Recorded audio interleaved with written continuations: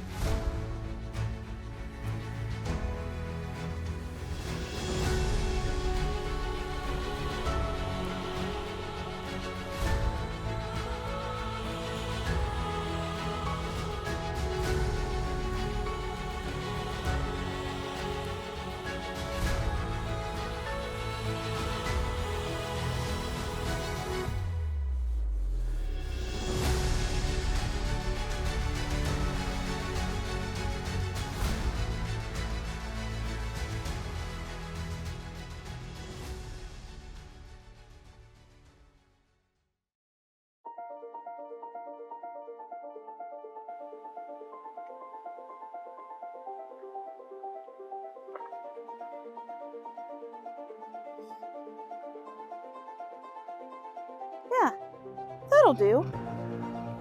Yeah. So you like it? Yeah. What? Oh, I don't want to be here. Hang on. Wait. Do not Wait. want to Stop be her! here. What? Hang on. This job sucks you dry. Fun? Fun? You think this is fun? It comes with the job. I can accept it. This is the job. Yeah, it's a glamorous job. There's no guarantees in this business, Stella. Your work is not to prove your goodness. But your need to prove yourself is your undoing.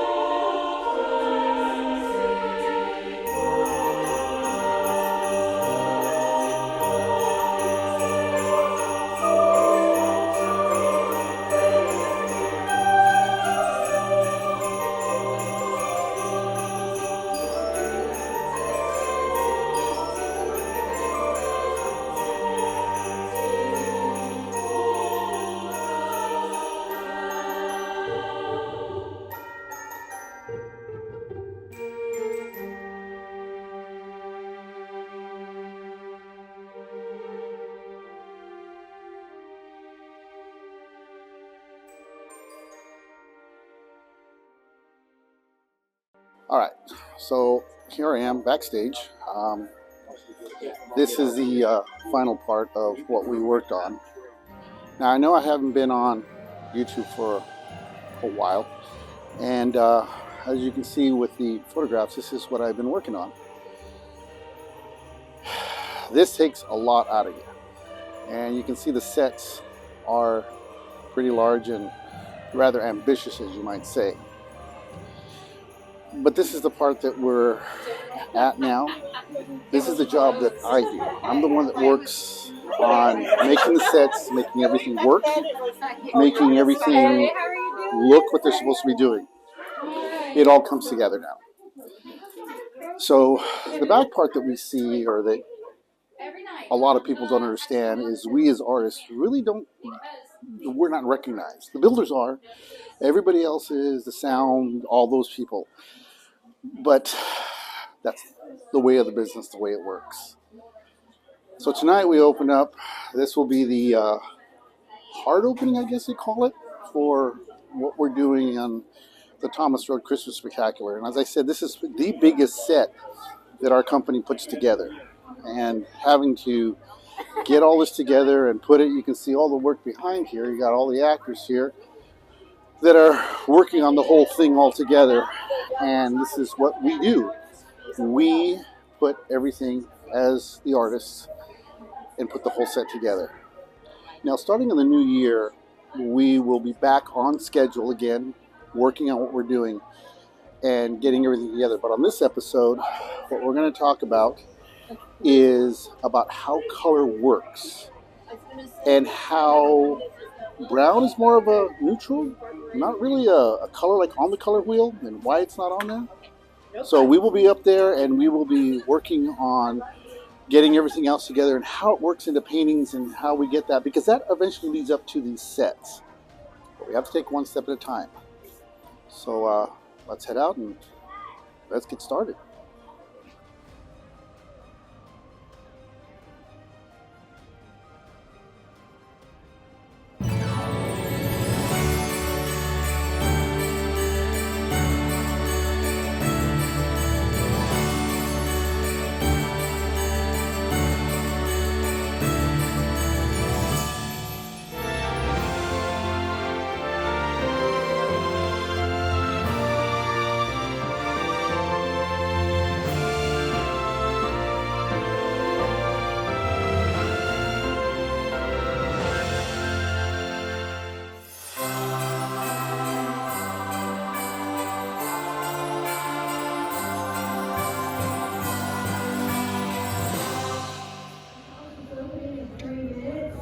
You have 3 minutes to do anything you need to do as far as checking house and props pre-setting. Once the house opens, everything's in here. Thanks.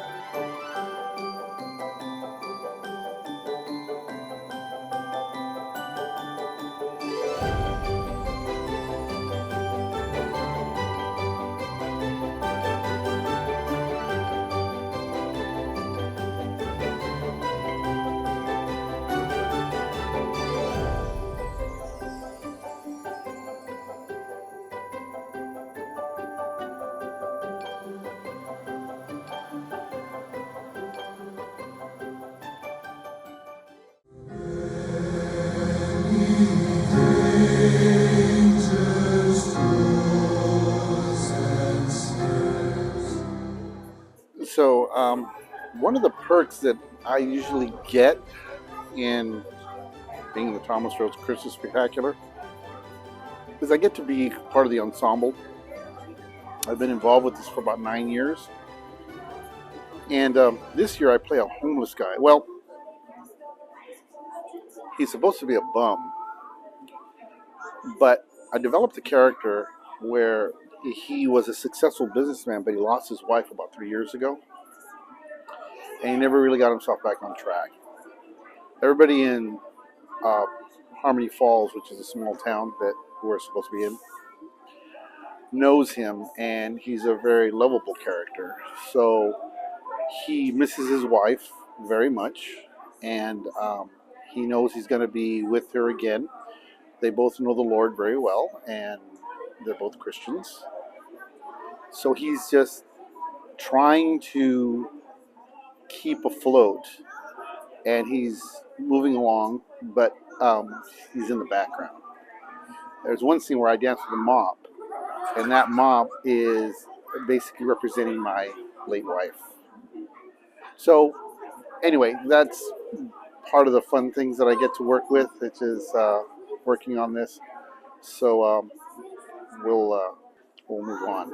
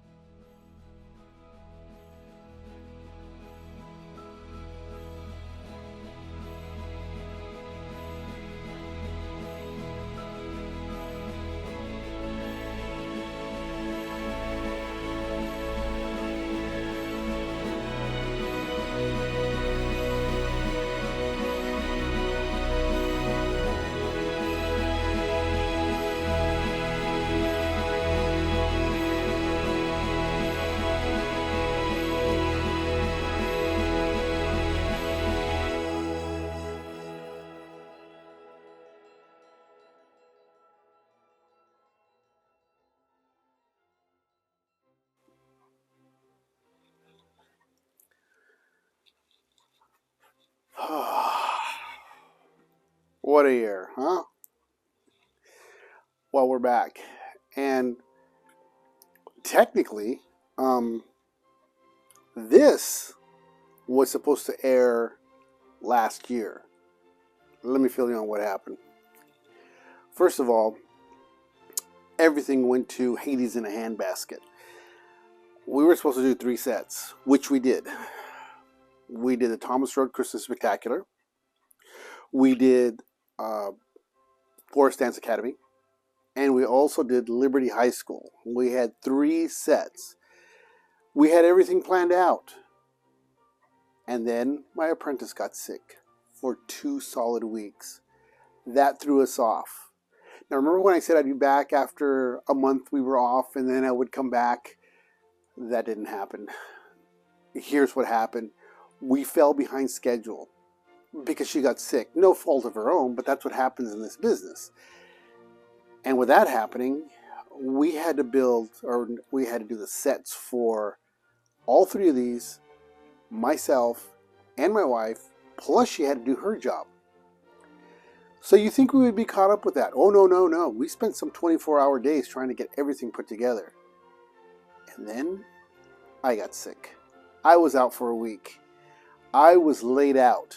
Well, not laid out. I was still moving around, but I was in no shape to do any kind of filming or anything in that kind of aspect at all. As a matter of fact, I still have a little bit of that cough.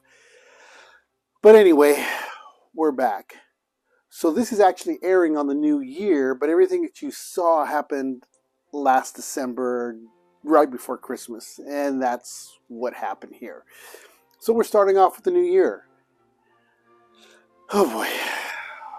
These are the things that happen in the professional realm that they don't teach you in school. But what we're going to talk about now, and actually I'm going to be sending you off to the professor, and you probably saw us earlier when we were split and my wife didn't want to have anything to do with anything of that. That was because she thought that myself and my counterpart were going to be arguing over where to start and where to go. As a matter of fact, from here, I'm going to send you over to the professor so he can show you what we're going to be working on. But where we're at right now is we're talking about color, and we're talking about browns, and we're talking about how to neutralize these colors. And this gets to be into the area where it's kind of putting the cart before the horse, and yet there are some things we have to talk about. Case in point, the professor is going to talk to you about brushes. You have to understand what kind of brushes you're going to be using. Now he's going to start talking to you about painting. These here, which I have, are sets that we worked on, and they pretty much correlate together with color theory. But this is one step ahead of what you're supposed to be doing. Are you kind of following me? It gets a little confusing. It can actually turn your world upside down. Anyway, as I was saying, working in color theory, this is what we're going to be doing now in this episode about how to incorporate and how to use these colors. We're going to start off with just the basics, or I should say, the professor's going to start working out with you on that. This year, we talked about that there are several different characters that we're going to be using. We're using these characters to help you identify how art works. It's not just drawing pretty pictures, or as they say, unicorns, butterflies, and rainbows. No. You're going to have to understand a lot of other stuff. And we're delving more into a little more of the complex areas of the arts. In later episodes, we're going to be talking about the emotional side of the arts, the side of the arts that we don't like to do, where your moral standards are, and what you're going to do. You're going to go to push to one end and maybe push to the other. There's even controversy about saying, hey, you're an artist, you can do whatever you want. It's up to the viewer to decide what they want to see. There's really no win-win situation. You'll find that art becomes more of a philosophy, and it becomes more of a, how do we say it? If you paint what you feel, you're considered a true artist. But if you paint what, or draw or illustrate what the client wants, then you have succumbed to the idea that your work now is, how do we say, sacrificed to the commercial side. Whatever. My philosophy, I have a skill. I can make money from it, and I'm willing to do that. I will stand up against anybody who wants to turn around and try and take me down on that.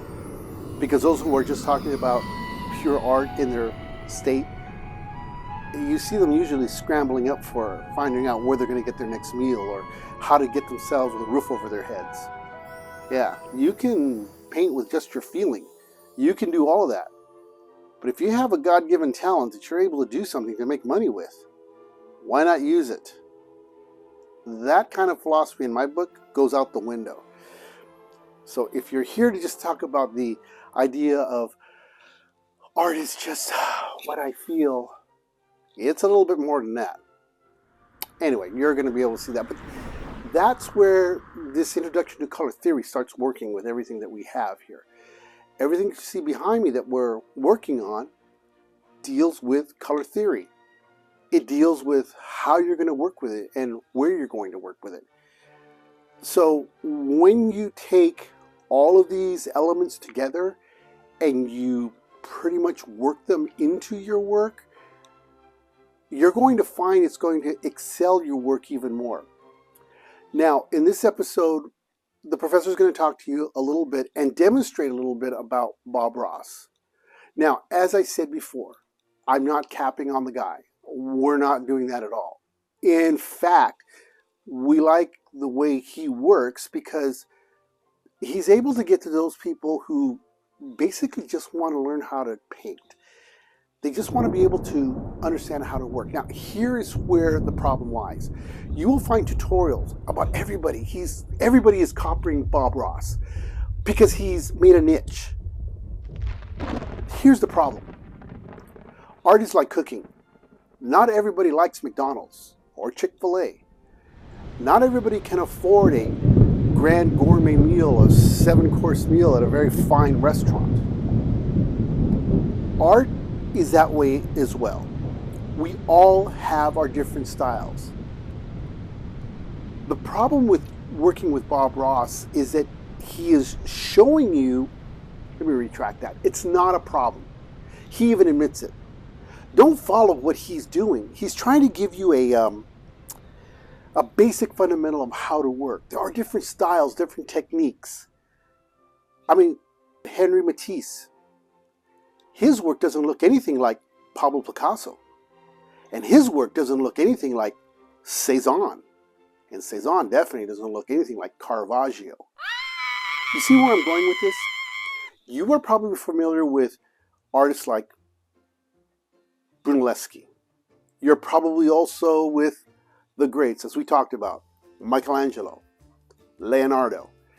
And you think that if you can't paint like this, then you're not an artist. Very wrong. Very, very, very wrong. In fact, when you start looking at stuff like, that's right, Jackson Pollock, you kind of have to look at the emotional side of the arts. Now, I know I'm straying off, but this does delve into color theory, and color theory does get into the emotional side of that. But this is to better prepare you for what you are about to delve into and to better expand your areas in the arts. To understand color theory and how to neutralize these colors will help you be able to develop your style. Remember, think of this. You have already seen pretty much a wide variety of my work. You've seen my digital work. You've seen my paintings. You've even seen the sets. Okay, so now you know what I can do. You know the areas. Now remember, I've been doing this for years. I have years of experience and developed a style and technique that I work with, even with my characters, these rollerbots and the librarians, and of course, yes, these guys, the Elite 7. I developed those. I first designed them in 1979, so I've had the last 40 plus years to be developing and working on them. They just didn't pop out just like that. So here's what I'm saying. Once you understand color theory, you start building, you start working on your technique. Think of it like a swimmer or like a track runner. You see these Olympic athletes, you see these Olympic swimmers, and you think, wow, these guys are great. Well, they didn't start off that way. They all had to get in the water somewhere and start putting their face in the water. They had to start first walking before they even ran, and that's the same thing here in the arts. So take this moment to just study color theory and start building on what we're going to do. The professor is going to start showing you how to manipulate these techniques and kind of following what Bob Ross does, but emulate his style, but also develop your own style. Don't try to copy me, because here's the thing. There's lots of people out there who are going to probably like something you do, but don't like my work. You can admire certain artists. I even get caught trapped and I go, oh, I wish I could be able to paint like that. And no, wait a minute. I have my own style. They have their own style. That's exactly what we're working with. So to be able to understand color theory will be able to help you to develop your style and to be able to develop what you're working with. You're going to start learning about brushes and the techniques and how and what type of brushes to use, where to use them, and how to go about using them. The difference between a blend, a natural, and a synthetic brush. Which ones are better? You're going to learn the 4 basic brushes. There are other brushes that go along with that. But that's also starting to learn about technique in color theory, but you're also going to have to utilize that in painting as well. So in understanding all that, that all comes together. You're about to embark on something really bold and really big. So don't get discouraged when you start seeing something you want to paint like. Try to dismiss that. Think about what you're going to do and how you're going to do it. You kind of following what I'm saying? I'm going to be teaching some art classes. And that's the first thing that I teach my students is don't turn around and try to paint like.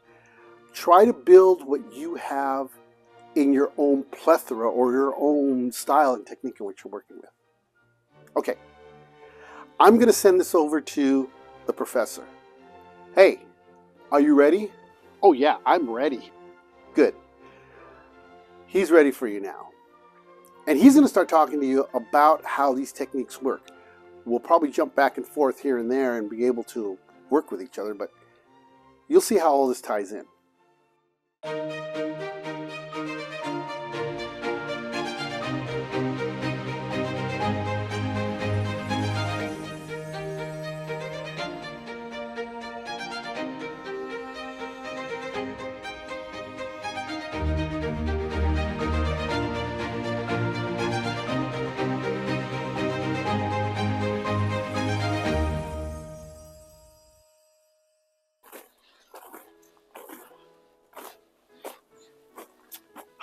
Wintertime.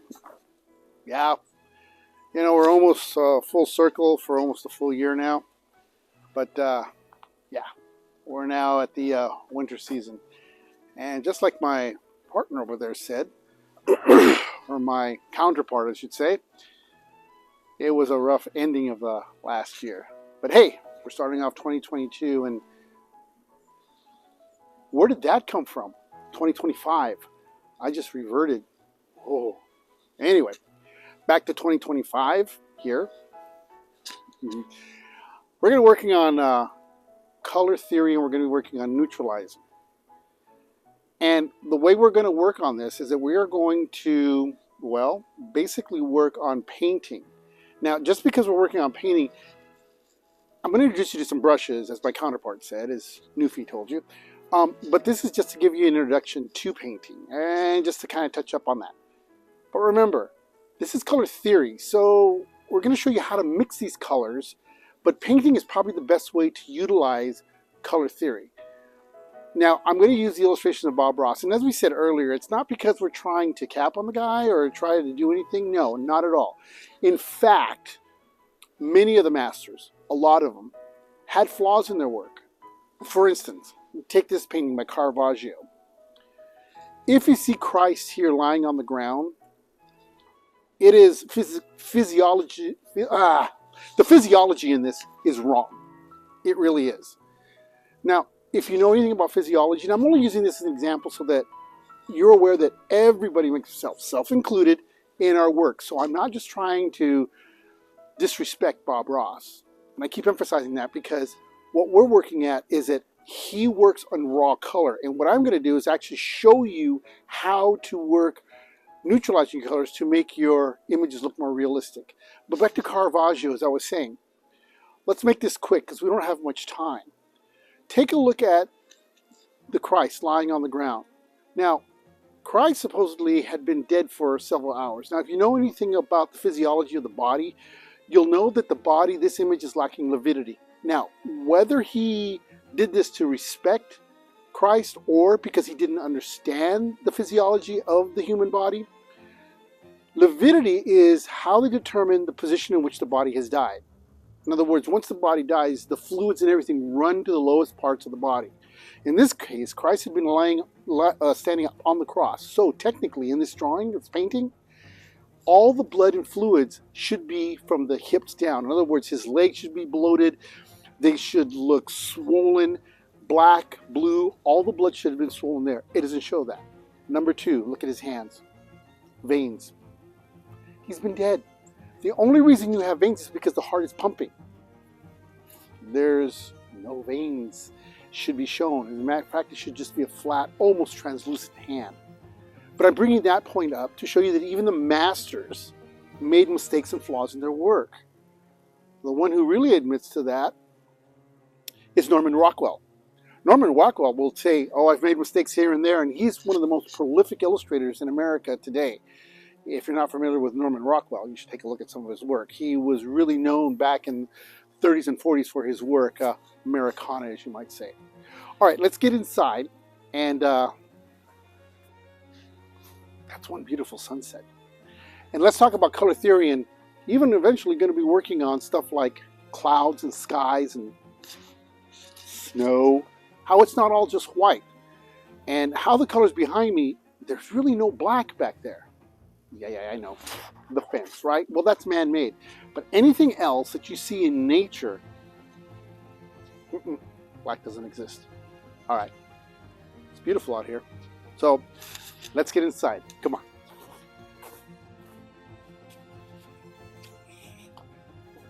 All right. Well, let's get started. All right. Well, we've only got a few minutes, so actuality, it's not going to take that long to really compare and contrast. I have two canvases behind me.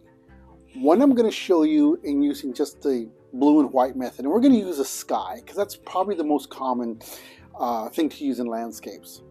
Also, that's also what Ross uses. Now, I know I keep talking to him because a lot of you out there are probably beginners that are working, and for those of you who are more advanced too, keep in mind that he's not a bad guy to follow. As a matter of fact, I've even used some of his techniques when I'm doing sets because I'm like, this could work using obviously larger brushes. I admire how fast he's able to work.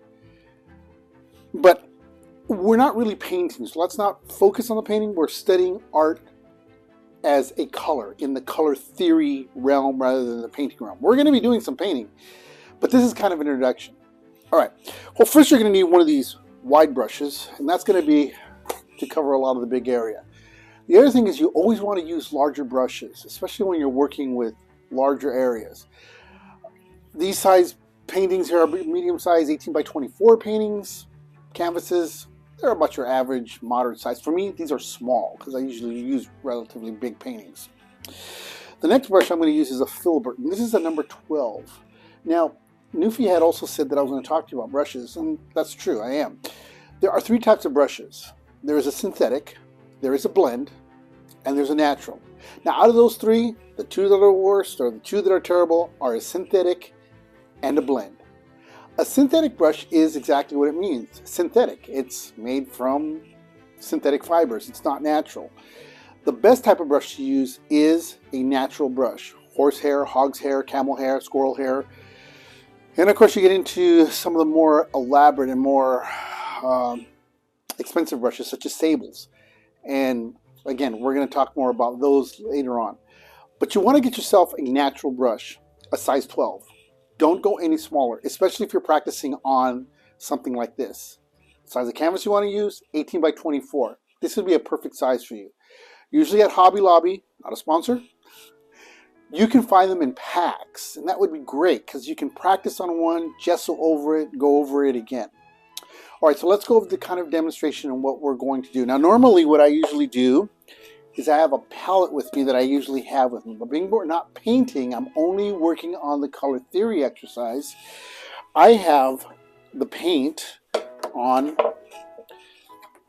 this board here. And as you can see, I have my colors here, and I only have the blue and the white here, which is what we're going to do for clouds. All right, so let's get started. Oh, I should also probably add some black because that's the color that everybody, well, that's the shade everybody ends up going to. And I'm going to show you that it's really kind of harsh not to have to use those blacks. You want to stay away from that. And basically what you want to do is you want to be able to mix those colors. All right, so I'm going to start here with this one first. So I'm going to show you what it looks like when you gradation and just use a gradation with the color. Now, here's the other thing. I'm using acrylic. Acrylic obviously dries faster. It's a water base. I'm not using oil because you have to use your terpenoids, you have your chemicals, you have all these other things you have to use. Linseed oils. Again, we're going into painting. This is just color theory.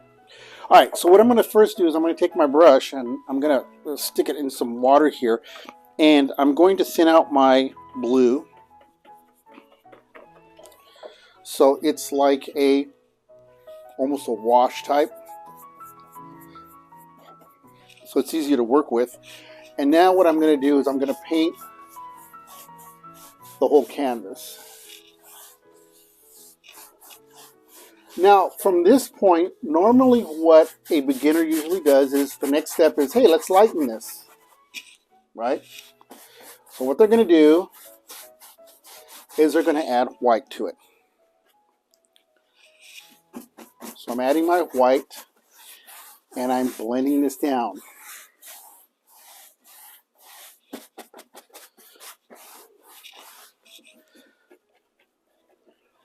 I'll add some more white to this.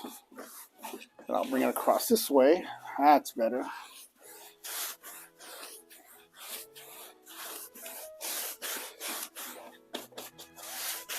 And blend my sky just like this. And create this wonderful looking blend. And then of course, smooth out.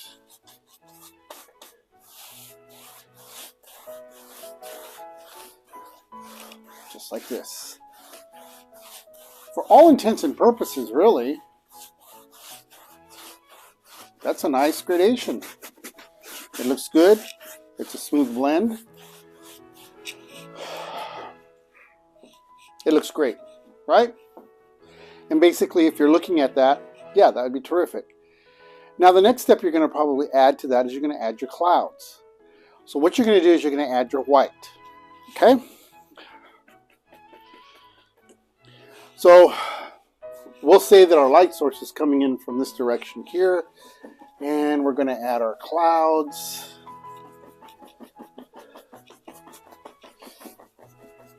And I keep them relatively loose. And you blend in with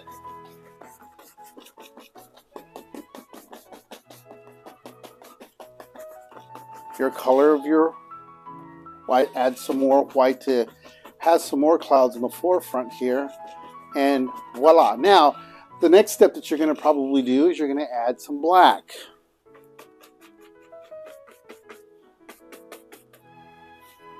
And we'll add a little bit of black to this. And I added my, as I'm showing you here, my black to my blue. And again, remember, black is not a color, but a shade.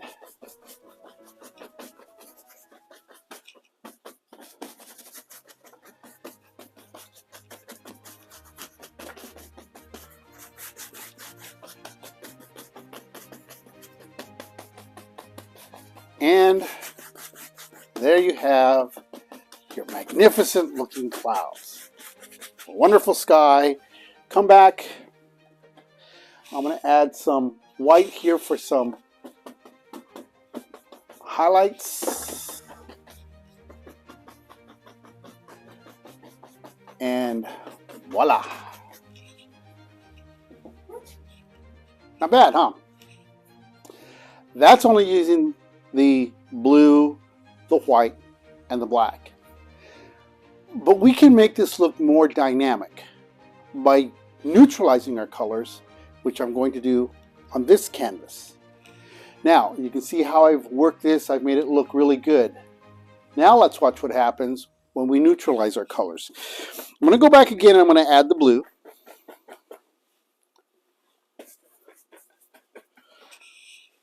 Just like I did before. My phthalo blue.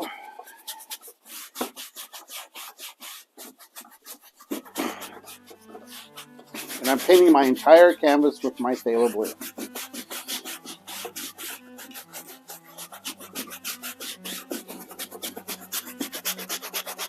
Now, before I add my white to this, I'm going to add the complementary color, which is going to be orange. Watch what happens. I'm taking this here, and now I'm adding some orange. I'm going to thin this out a little bit with my water, again, because I am using acrylics. Don't need a whole lot, just a little bit. And now, we are adjusting accordingly to the blue. Now what I'm going to do is I'm going to start bringing in the white.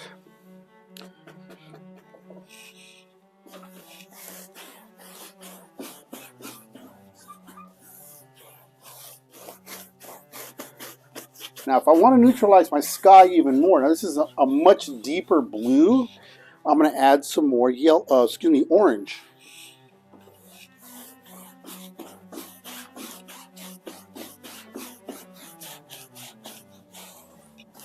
I'm going to pull that orange in and neutralize the sky. Now keep in mind, as I'm painting here, I'm also working and building. Remember what I said earlier? Well, maybe I didn't say it in this class. Painting is like sculpting. You're not going to make it through one pass. You're going to come back and you're going to rebuild. You're going to adjust. You're going to change and neutralize. All right, so now I'm going to come back with my white. And I'm going to push my sky back a little bit. There we go.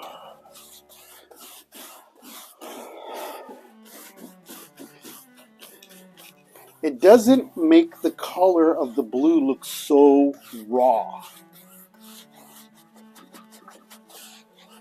Now I can take my tint, which is my white, and I can adjust accordingly. I want it lighter down at the bottom. Now, here's what I'm going to do with this. It's not completely white, so what I'm going to do is I'm going to add a little bit of yellow to this. Just a touch. Now you've got to be very careful, because if you add too much, it will turn green. But I'm adding just a hint of yellow.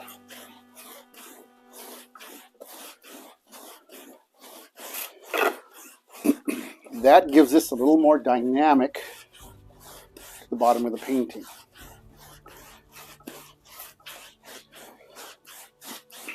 And already you can see the differences between this sky and this sky. You can see how this is a little more neutralized, it's a little more muted. Okay, now let's turn around and we're going to add some white. Now, what I'm going to do to my clouds is I'm going to add yellow to the white. You never want to go just with your straight white. Again, my color is coming from the left, or I shouldn't say my color, my light source is coming from the left.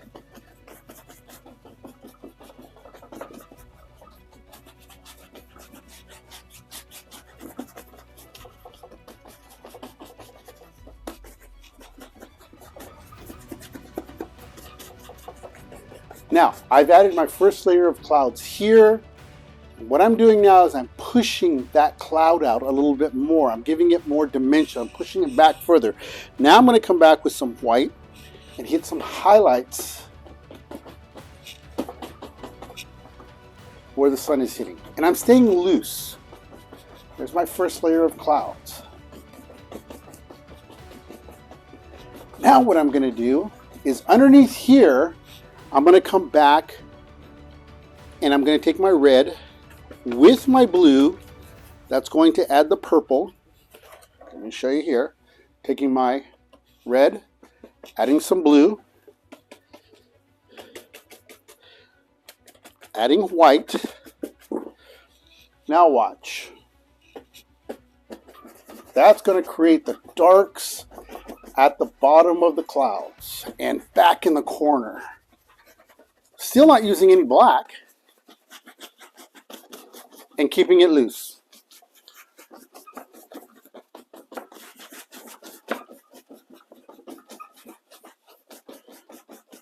Remember, clouds are probably the greatest illusion nature has ever given you. What looks light and fluffy is actually just nothing there.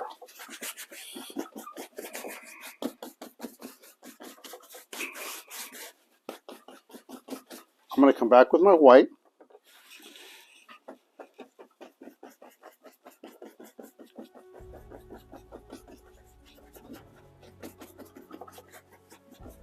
Add some clouds in the forefront. Take my white here.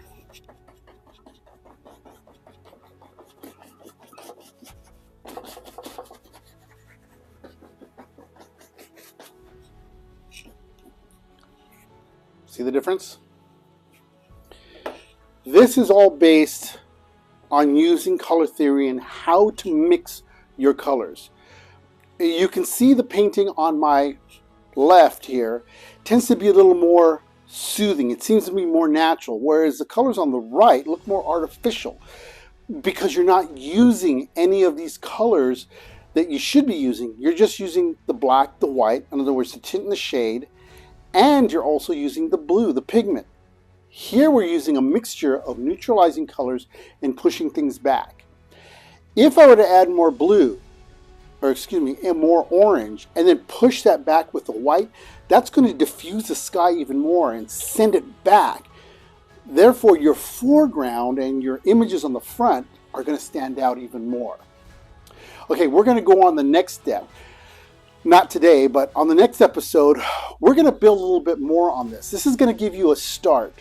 But on the next episode, what we're going to do is we're going to go from here, and now we're going to add a foreground to create a sense of image that you can see the differences of depth in which neutralizing colors do. Okay, now remember, like, share, subscribe. We're in a new season. We're starting to work now on these areas here. So what you want to do is you really want to try to emulate this and keep it loose, keep it fun. Just try to work on these colors and try to neutralize and work with them. Now, at first they're going to look a little different, but trust me, it will work out. Okay, as always, may the Lord be with you always. And we're going to have a fun new year. And until next week, we're going to build more on these and we're going to work on those. But for now, try to see if you can get on this and pick this up. Take care.